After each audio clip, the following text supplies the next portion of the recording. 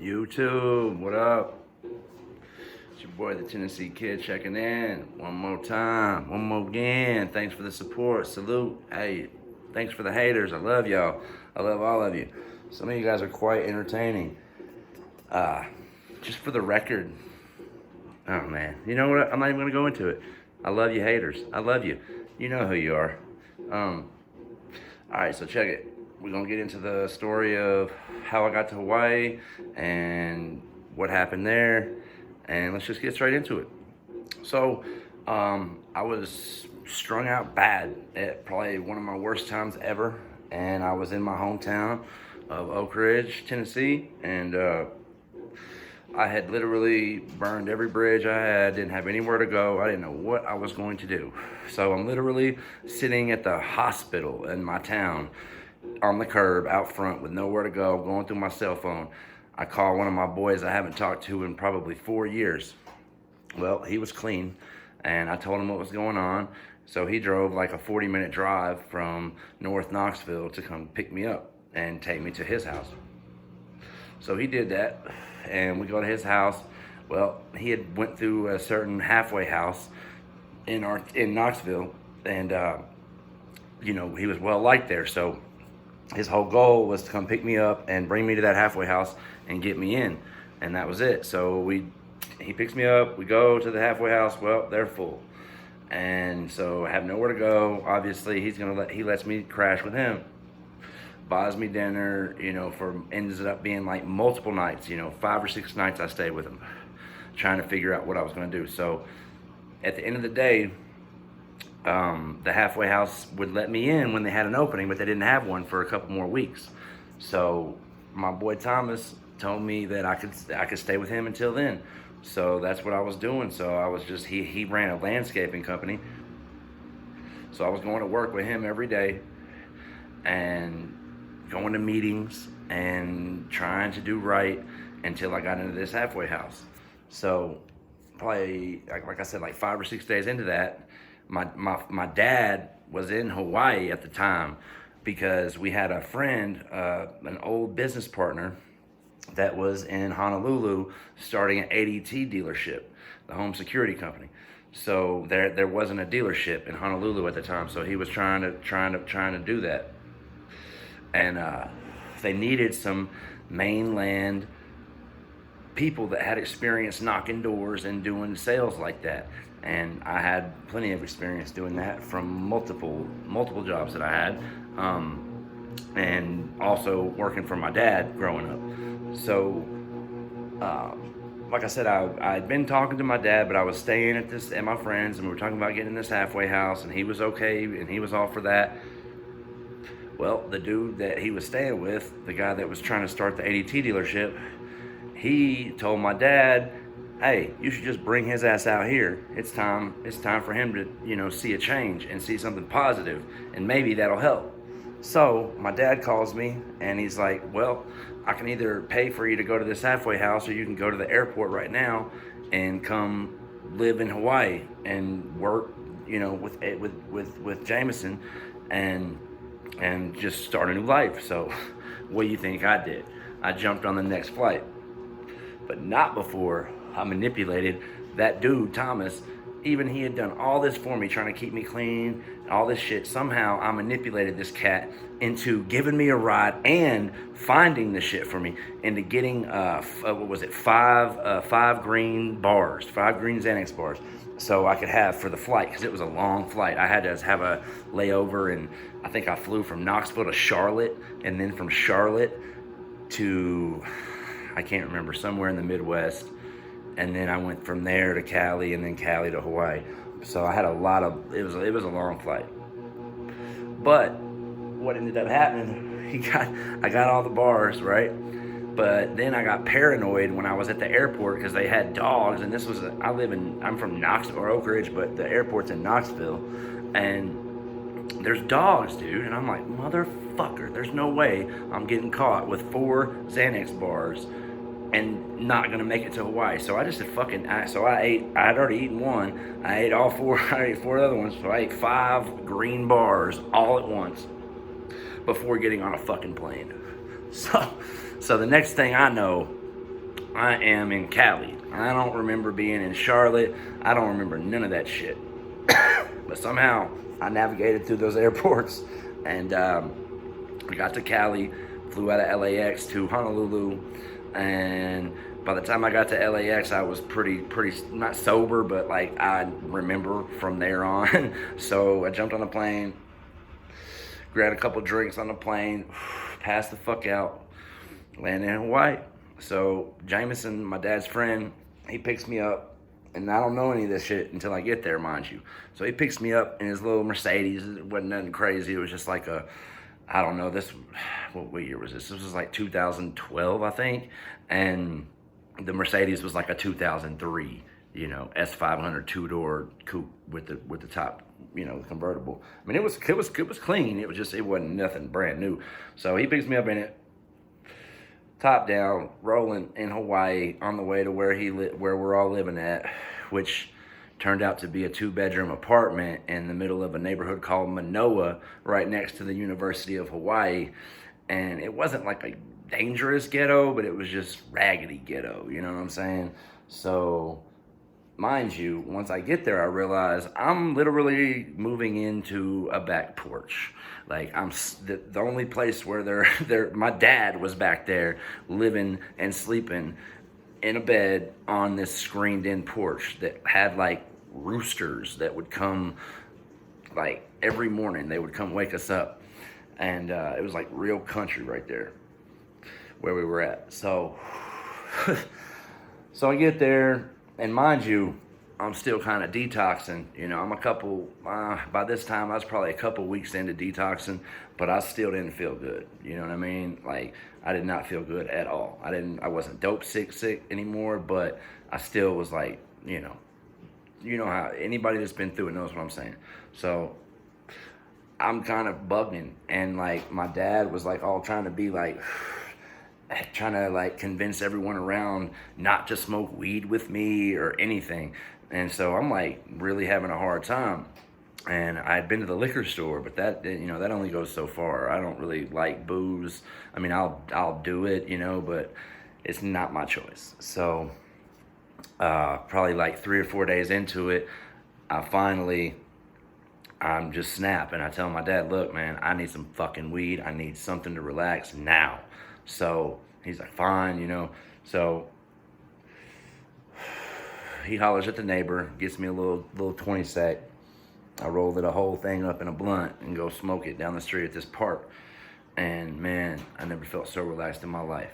So, mind you, it was me, my dad, Jameson, the dude that owned the apartment. His name was Daryl Paya. He actually did the surf report every morning for Honolulu. It was like a 60-year-old dude that went surfing every morning. Best shape you've ever seen in your fucking life. So, and this dude named Frank, who ends up being my wife's uncle. So I ended up meeting my wife because of this whole situation. So it was definitely all meant to be.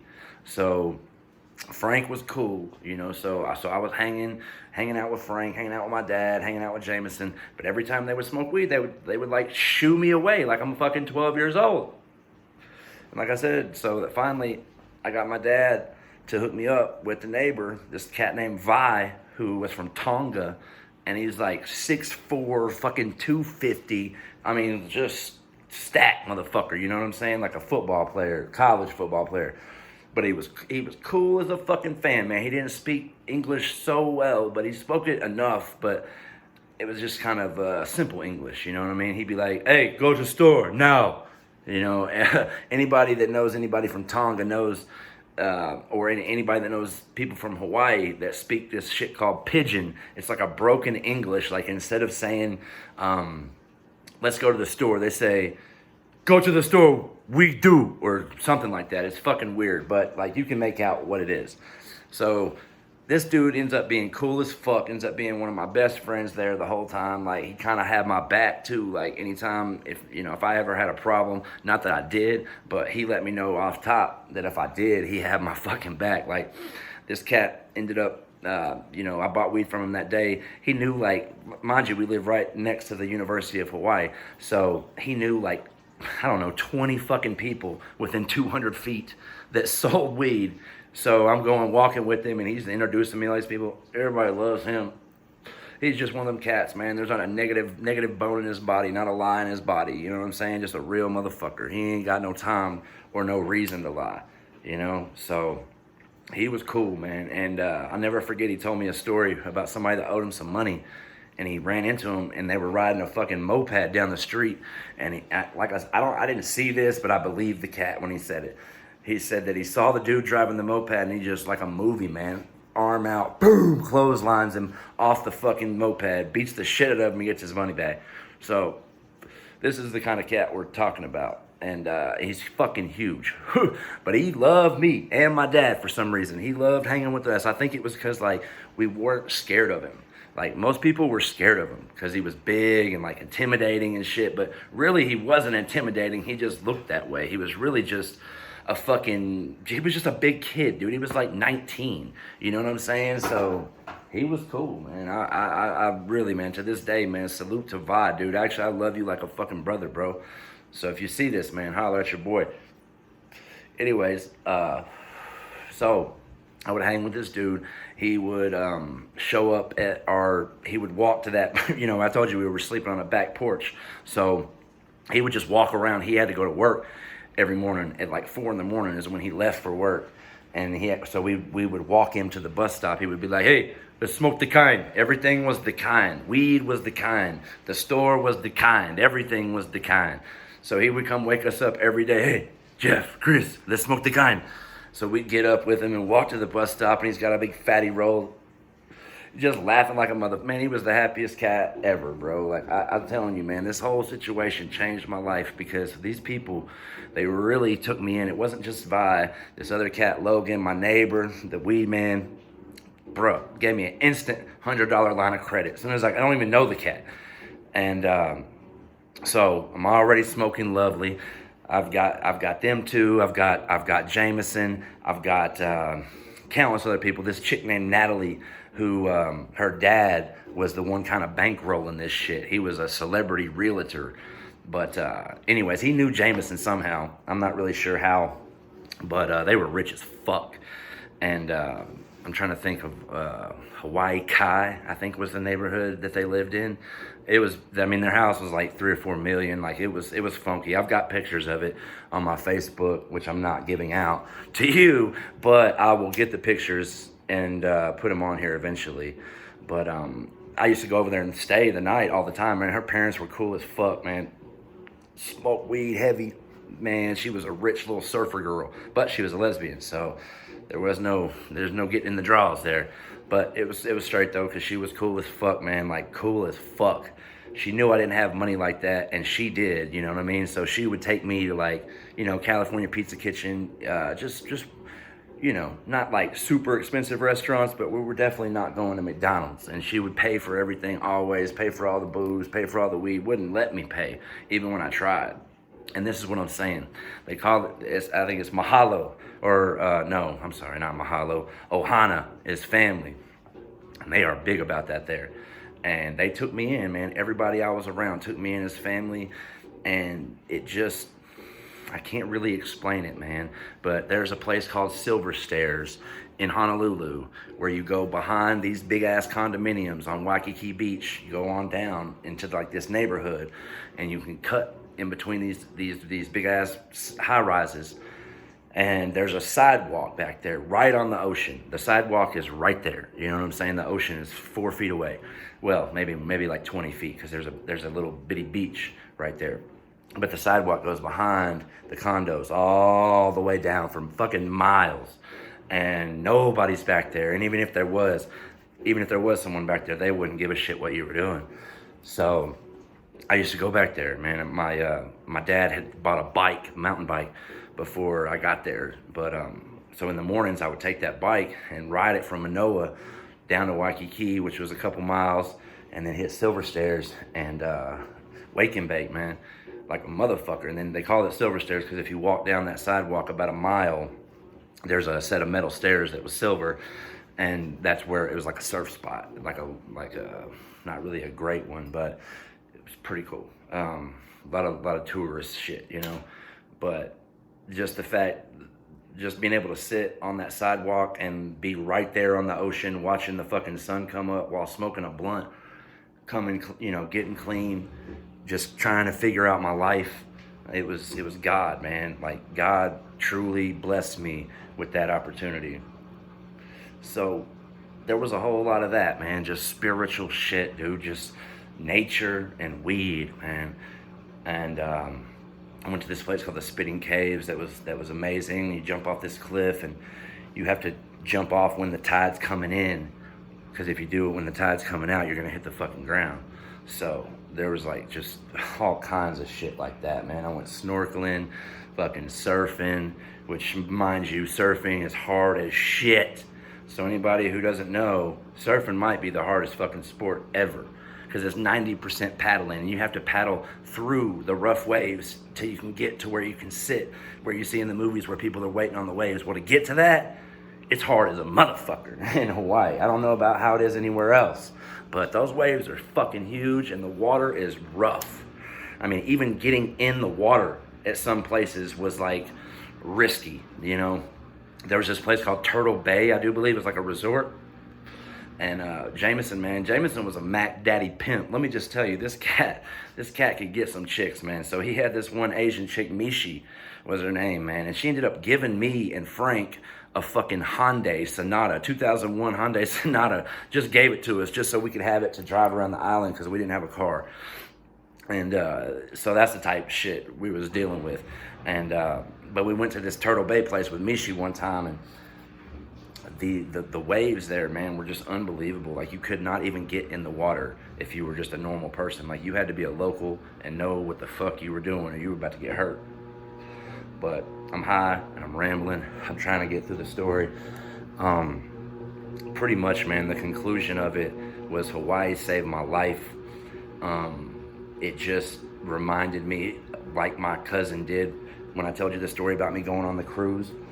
My family reminded me who I used to be. Well, this really cemented that. I was like, I can't even explain it. Like, a week into it, Frank, he wouldn't smoke with me at first because my dad told him not to. Well, one morning he could see that I was struggling, and he got me up, or he was already up, and I was up too. So he came out and got me, and he was like, "Look, let's go, motherfucker," or something like that. And so we ended up going walking, and we walked from Manoa to Waikiki, which is a long walk, but we had like 15 joints. So he's like smoking with me the whole time, and he's just like, "Fuck it, it is what it is. You're a grown ass man. I could see you needed a friend, so here I am." So essentially, we became friends because of that. And mind you, this dude's like 50-something years old, so he kind of like was like a dad figure, sort of, so because my dad left after I'd been there like 2 or 3 weeks. My dad went home, so me and Frank got tight. So we go through all this shit in Hawaii. Everything is great. We're going through. Frank is the trainer. He's the one training the salesman. And me and Natalie and a couple other ones are the main salesmen. And then we got to go hire all these other ones. And then, kind of help train them. That's what we were supposed to do. Well, the whole fucking time, Jameson had $50,000 to get all this shit in order and pay the rent for the building and all this other shit, licenses or whatever it was that he needed. But when it came time to rent the building, this fool blew all the money tricking in clubs and shit, and on God knows what else, weed and coke and shit, whatever the fuck else he was doing. And so he ruined it. So when it got time to get the office, we didn't have the money. Everything fell through. I could have stayed there, but it would have been a very big struggle. And looking back on it, it was meant to be, because I met my wife and now I have my son. But when I got back, I had one opportunity to leave New York or Hawaii, and it was to fly to New York City to see a friend of mine who shall remain nameless at the moment. But I ended up having one final blowout relapse in New York for like a week. And then I went home, and I didn't have to go back to rehab or nothing like that. I just stopped when I left New York. And that's why I left, because I knew I was fucking up. So I left, and I had been clean for so long in Hawaii, so I wasn't like dope sick when I only did it for like 4 or 5 days in New York. But that was it, so I got clean and stayed clean after that. But anyways, I had one chance to get out of Hawaii, and because I had somebody willing to pay for a plane ticket right then. Had it not been then, it was going to be up to me, and so I was going to have to get a job, save money, get a place, and I just wasn't trying to do all that. So Hawaii is a fucking far away from home. So I was trying to get back closer to home for sure. So I jumped on a plane, went to New York, did all that shit I just said, which I'll tell that story in detail later. So then I get back to Tennessee. I actually was staying with my dad at the time for about 2 or 3 months. I had kept in touch with Frank though, and he's from Memphis originally. So we're talking. Well, he's starting a replacement window business, or supposedly, this is what he was starting, and he needed help selling. So he talked me into fucking moving to Memphis from where I'm from, which is East Tennessee. While, mind you, I was in community college for computer programming. I had enrolled in that with a friend of mine, and we had been going for a couple months when Frank talked me into this shit.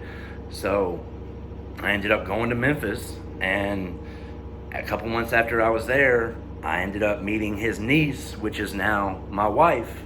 And yeah, it's crazy. So, but he was not happy, and not happy to the point of trying to fight me, trying to fight her.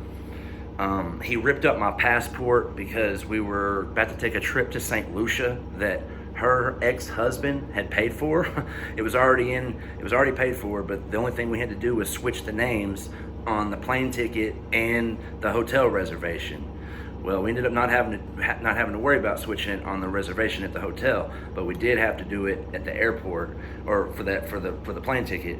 But my wife, she straight up called the airline, and the airline, this chick, like, straight up, like, girl code shit, you know, like, my wife told her what happened, which was, you know, she had caught her husband cheating on her. They got a divorce, and when they got a divorce, she moved in with her grandmother, which is where I was living, which is Frank's mom. So I was already staying there while I just moved to Memphis, you know, to work with Frank. So she ended up moving in the same house with me.